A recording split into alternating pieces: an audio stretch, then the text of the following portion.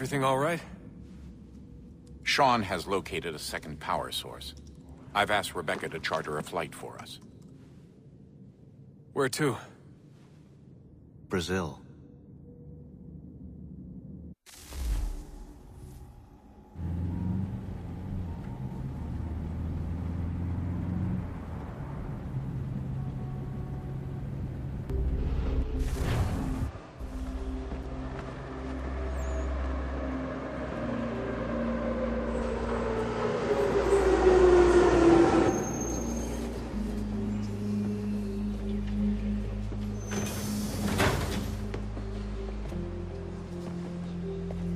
You there, Rebecca? Bad reception. Can you hear me? Well, glad to see that's working. Guess I'll try you back when I'm topside.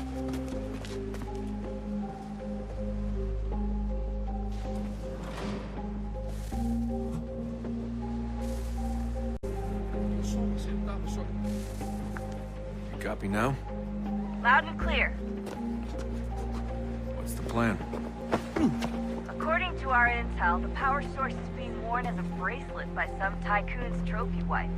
We're working on pinpointing her location, but she's most likely inside a VIP booth on the stadium's upper level. I'll update you when I know more. Now to find a ticket. We don't have time to play nice. Steal someone else's. Bit of a dick move, don't you think?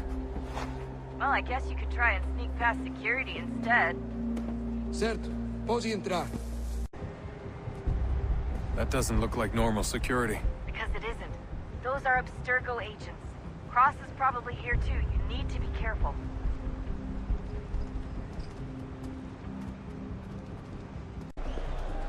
Great. They've set up a checkpoint.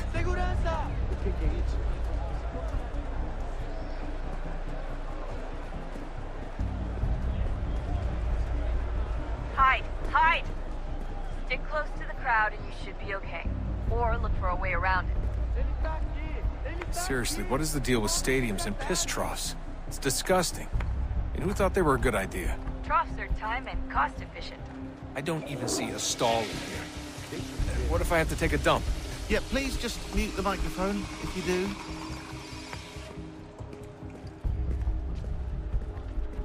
Looks like I'm close. Shit. Watch your back, they're on you.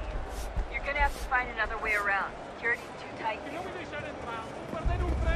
Temos que verificar sua identidade. Almost there, Desmond. She's just on the other side of the stadium. Other side? Use the catwalks to get across.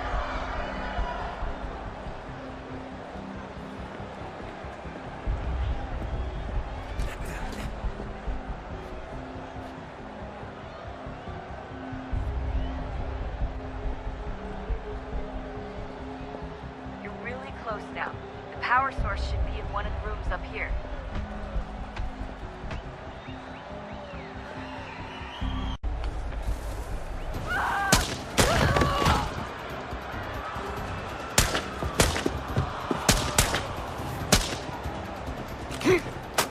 Hey!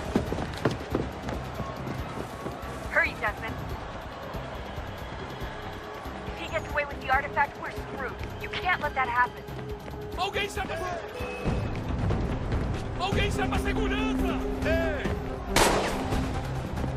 Get the fuck out of my way!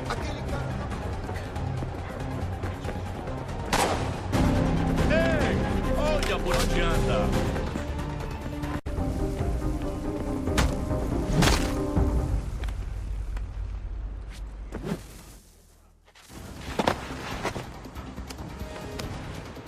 Ali está! Better move. Okay, head for the metro. I'll hold the train for you.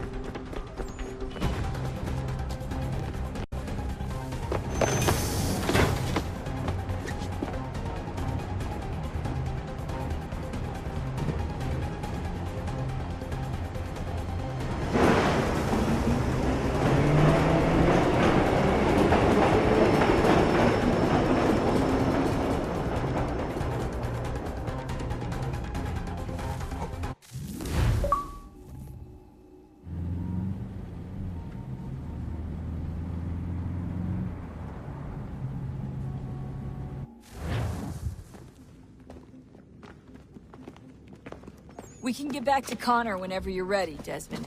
Unless you want to plug in the power source first. Up to you.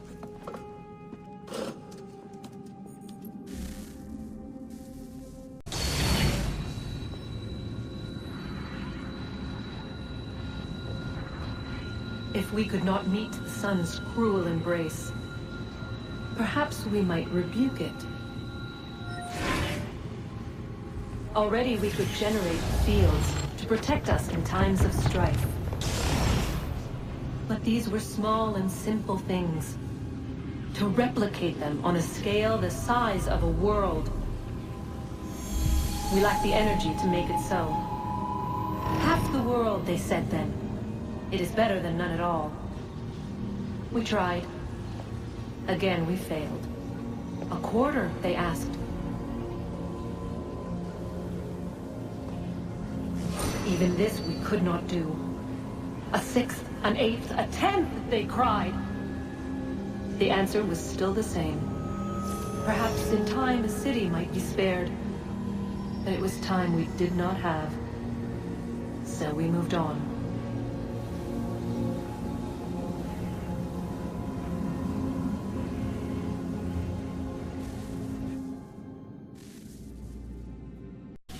Wonder what's inside. Only one way to find out.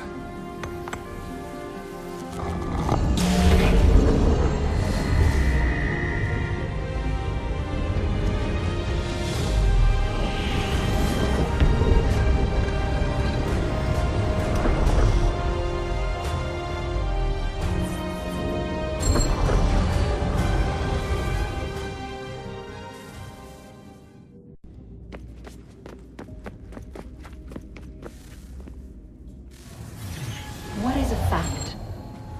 Is it fixed? Immutable? Certain in its existence and only awaiting discovery? Or might it be changed? Here we learned the answer, and thought that it might save us. They were used to command, to control, to own. But we soon discovered another use. When enough sat in thrall and were told to believe, their thoughts took on form. What was imagined became real. If 100 minds could wish away a wall or create a tree, what might 1,000 do? 10,000? More? Might we change the consensus and will the thread away? We resolved to send one into the sky where it might illuminate us all. Once placed, a sentence would be uttered. Make us safe. In this way, we would change the consensus. We would save the world. But it never came to be. We sent a dozen of them skyward, but there was no way to maintain control, to direct the beam, to enthrall the world, to speak the words. Though this was strange and dangerous, what we tried next was worse.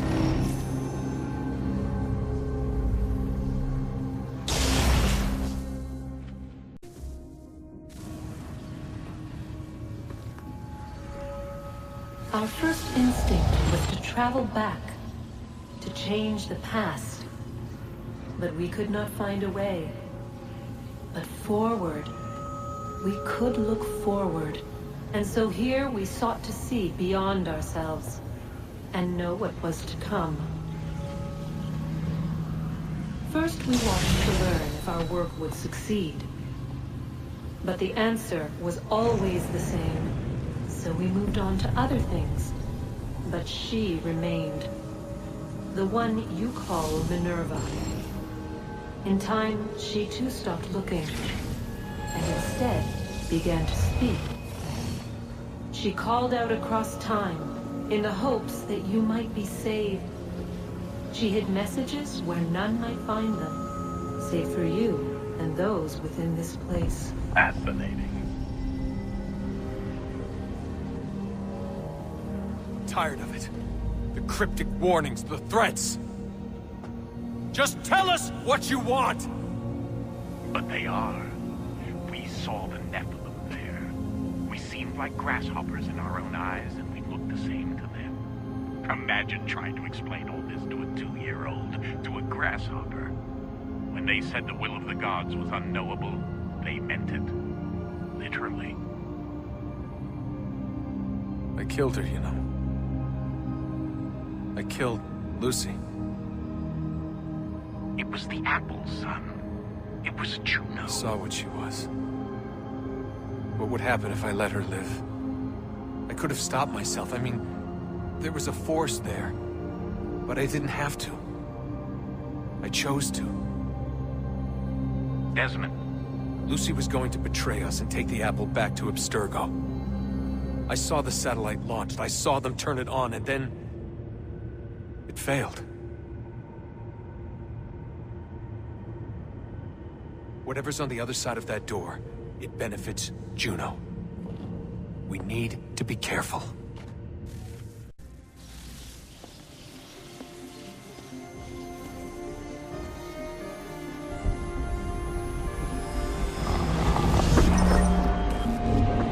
I wonder what stories the temple will tell me today.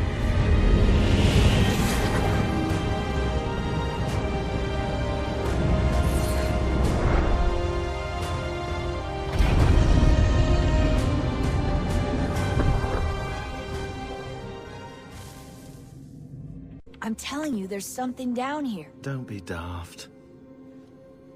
I don't know, maybe they were sleeping or something and we woke them. Some kind of cryogenics? Or hibernation? I mean, how do we know what the hell they were doing down here? They were working on a bunch of different solutions, but nothing worked. Just went from one to the next, and then... I don't know. They must have left at some point. After the end. I wonder what the world would be like if they'd succeeded. I'm more concerned about what it'll be like if we don't. Salvation. They found a way. Too late for them, but not for you. Sealed to protect it. Though now it bars your way. Find the key. The past will tell.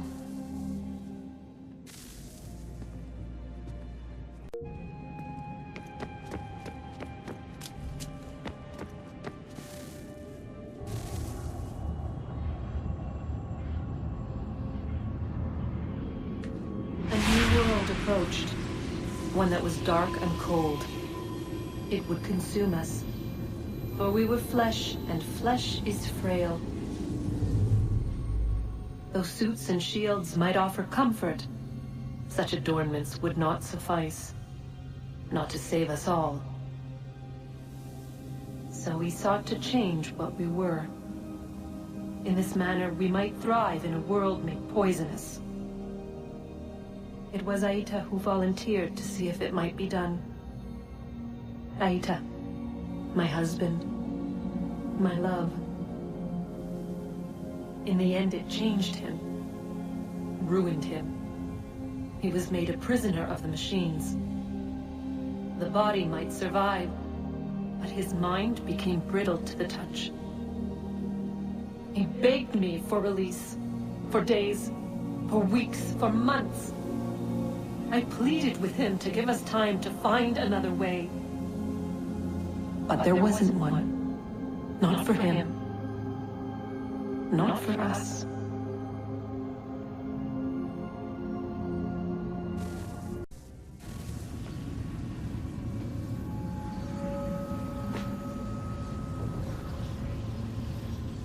What is consciousness but a series of electrical impulses? And the body a vessel to hold these sparks. But it is weak. In time, it decays and crumbles into dust.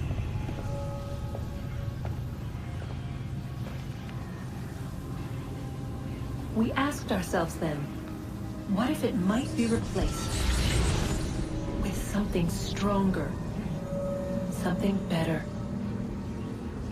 So we forged a new vessel, one that might endure. It proved easy enough to enter.